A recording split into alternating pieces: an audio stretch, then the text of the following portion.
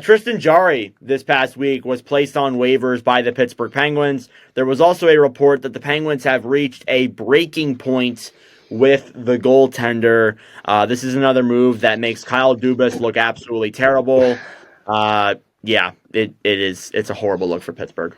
Oh, excuse me. You look at I'll be honest, almost every signing that Kyle Dubas has made in Pittsburgh has blown up in his face. It has. Again, you look at Jarry one's flopped. The Karlsson deal looks not good. Kevin Hayes has flopped. Grizzlick. Yeah. Graves may be the only one that actually looks decent, but this term is still long. Yeah. So again, like Dubas has had a really rough go of things. As the GM has not had a good tenure there. I also want to say, I'm trying to find the stat. There was a stat from Jay Fresh that he posted this past week. It was about the amount of goals that Tristan Jarry has let in on like the first 5 shots of the game. Yeah, when Ottawa played them, they mentioned it was like his 9th or 10th first shot of the game goal. Okay, so Jarry has played 22 games this season. He has allowed a goal on the first shot 6 times, on the second shot 4 times, on the third shot twice, on the fourth shot 4 times, and on the 5th shot 3 times. that is just not good enough. It's not good enough. You know who that reminds me of?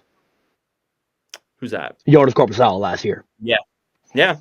Again, if he does come back, it won't be with Pittsburgh. I think they've reached the breaking point with him. They might even buy him out. He may just become like a third string goalie at this point for the Penguins. I also want to say there was a report today from a reliable Pittsburgh Penguins source. It was per Marco D'Amico. Probably saying that. D'Amico, yeah. Yeah, probably saying it right.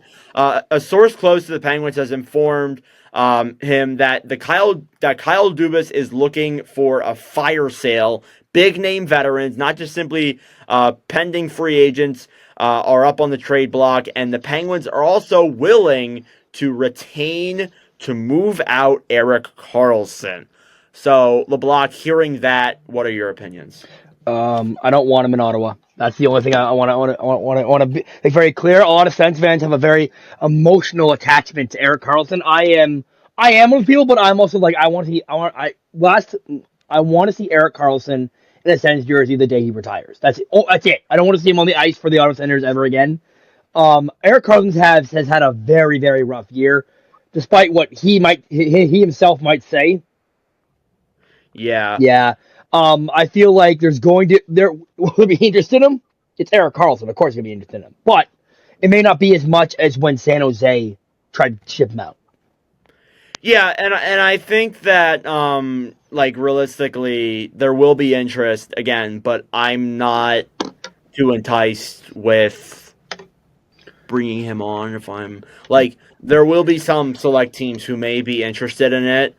But I don't really know if you can really move him this season. Because how many years does he have left on that contract? Still 4 more Karlsson years. Is 3 or 4 years, yeah. Yeah, I'll get it here in a second. Karlsson is, he has, Jesus Christ, 3 more years on that deal. So, it's going to be hard for you to move him. You would have to retain 50%, not even, you can't even really retain 50%. You would have to retain, I don't know, it's just not, It's been a nightmare. It's been a nightmare acquisition. It's been, remember when he got acquired and we all said the Pittsburgh power play was going to be insane, and then it never gelled. Yeah, I mean, last year they did have that one old Caps coach. I forget his name. It's blanking. Todd Ritterman? Yeah, Reardon. That didn't work out well. And the guy who's come in even now, it's a little bit better, but it's still not ideal. That trade still looks terrible to this day for Pittsburgh. Yeah, and at the time, it was considered a steal for Pittsburgh. Even then, I wasn't... Well, because Karlsson was coming off of that Norris winning season. And then Pittsburgh only traded guys away who, were not good for them. Who who were on these are guys who you just need to get out of the room. Like Jan Ruda, Mikael Granlund was not a fit in Pittsburgh, and who else did they give up? I'm trying to think. Yeah, they traded. I have the trade pulled up here. They traded away.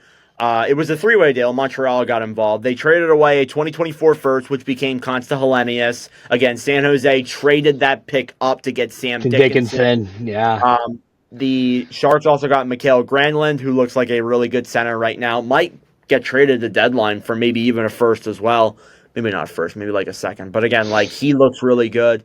Jan Rutta is a defenseman. I mean, I can't really speak for how he's doing there in San Jose, but I also think too, that was a guy you may miss. And then Mike Hoffman, not in the NHL anymore.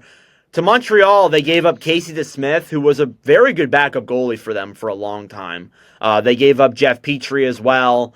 I don't think they minded giving up Petrie, but they also gave up a second-round pick, which has not been used yet. There's still pieces of this trade that are yet to be used, but again, it just looks terrible for Pittsburgh, now. Even then, it may have looked like a steal, but I feel like now it looks terrible. I'll ask you a question right here. Okay. Kyle Dubas, is he gone by the end of the year? It'll have to depend what happens. Because if they're going to fire sale, I feel like if they're willing to let Dubas fire sale, I feel like they would keep him. That's the other thing. It's weird though because Pittsburgh is still technically in that race. They're still technically in that wild card. Yeah, but they have one of the most games played, and they're 6 points out now. Yeah, they're still in it though. That's the thing. They will always they always find a way. They'll go on a hot streak and then end up a point out and select 15th overall. Pittsburgh's destined to be I don't want to say mid, but they'll be they're no man's land basically. They're not good enough to contend, and they're not bad enough to get a first overall pick. Unless if they really do have a fire sale and they tank next year and get Gavin McKenna, I'll be honest, I'd be livid. Can Pittsburgh stop getting generational talents? I don't even want to put that thought out there, to be honest with you. Don't put that evil on me. Don't put that.